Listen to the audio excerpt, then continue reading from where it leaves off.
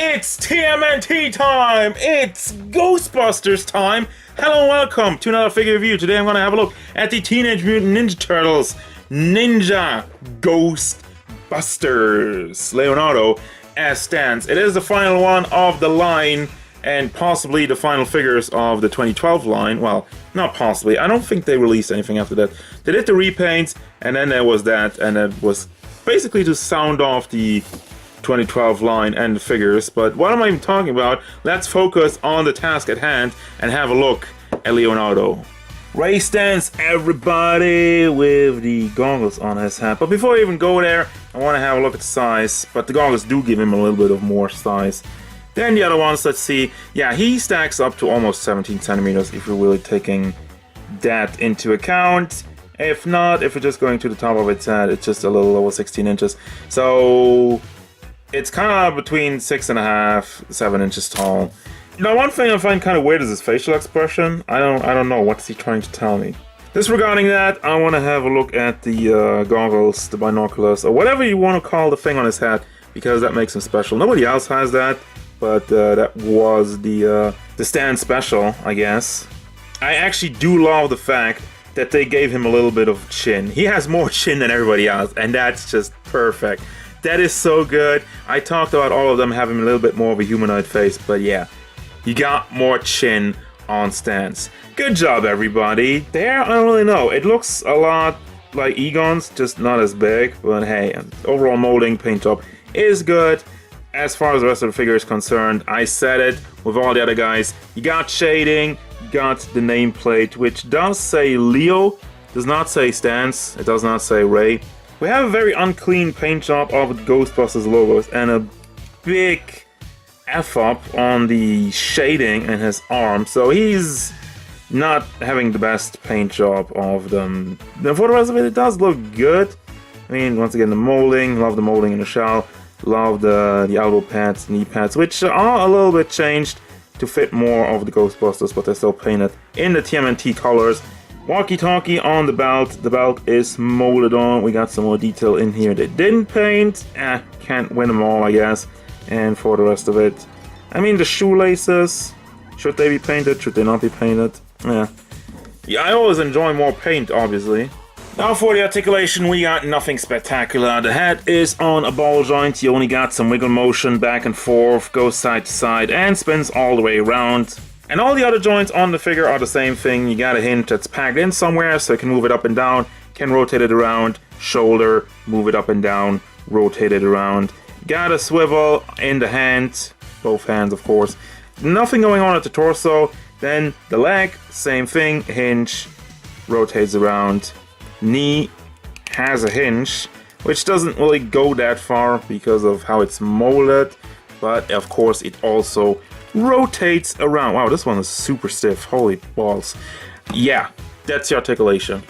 Now for the accessories, you got everything to fulfill your ghost busting needs. I'm going to start off as usual with the little ghost pal that changes from every figure we have. I think that's supposed to be the ghost slash witch slash whatever that attacked Ray and Venkman in the library at the beginning of the first movie. I think it was Ray and Venkman.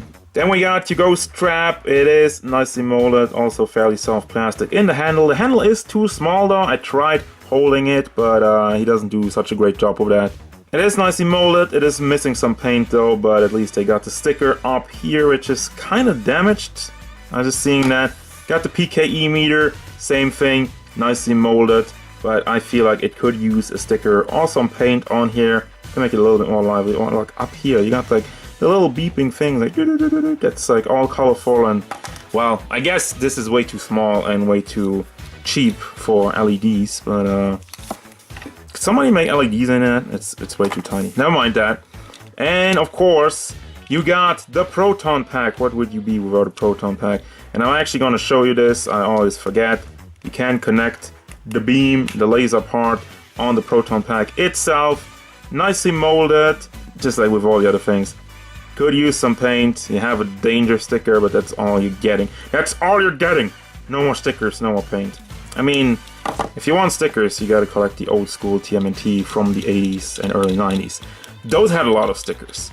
Regardless of that, you have a blue beam. Everybody has their own color as a beam, and a little thingy over here, a little wheel, so you can spin that around and have a little bit of an action feature. I know.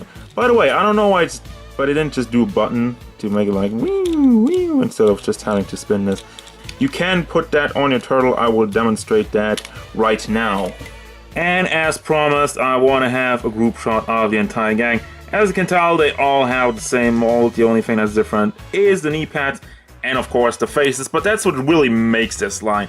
The different faces, which I feel like they do a really good job of looking like the original Ghostbusters from the movies, which we all know and love, especially Egon over there with the crazy hair. Rest in peace, boy.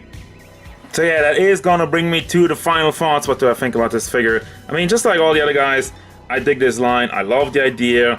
The molds look great. They have shading, which really makes these guys pop, and that's something that we don't see from Playmates at all.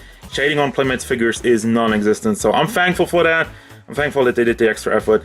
The likeness in the faces in all these guys is amazing, and once again, the chin, the extra chin on Leo, perfect. The only thing I don't like is the sloppy paint job on the shading over here and the Ghostbusters logo. But for the rest of it, I really can't complain. I dig it. I mean, I would also like to remove, I would have liked the option to remove the energy effect and just like have a more relaxing pose with the beam, but I can't. So there you go with that. But still, I do recommend this guy 100%. I do recommend the entire line because I think it's something nice, something special, something out of the box that turned out pretty darn great. And that's gonna do it, guys. As usual, thank you very much for watching. Don't forget, if you enjoyed this review, hit it up with a like and subscribe to the channel so you can stay tuned for more figures, gameplay stuff, and whatever the Ninja Ghostbusters want. Just don't cross streams.